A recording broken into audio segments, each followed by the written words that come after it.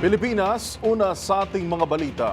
Bagamat walang namomonitor na malaking banta ang Philippine National Police sa pagdaraos ng traslasyon ngayong taon, hindi raw sila magpapakampante. Sa katunayan, nakaalerto ang kanilang hanay sa mga posibleng digital threats. Ang buong detalye, binantayan ni Edniel Parosa. Walang nakikitang seryosong banta ang pambansang pulisya sa traslasyon ng Jesus Nazareno ngayong taon. Pero ayon kay PNP spokesperson, Police Brigadier General Jean Fajardo, hindi nagpapakumpiyansa ang hanay at naglatag pa rin ng contingency plan sa nasabing kapistahan. Sa katunayan, ipinag-utos na rin ni PNP Chief Police General Romel Francisco Marbil na bantayan ang mga posibleng digital threat.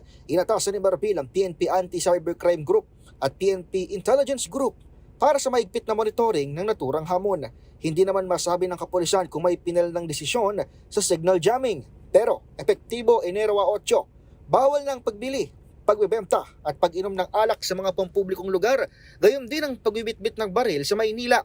Sa klaw naman ng komprehensibong security plan ng PNP sa traslasyon, ang koordinasyon ng lokal na pamahalaan at deployment higit sa 12,000 pulis.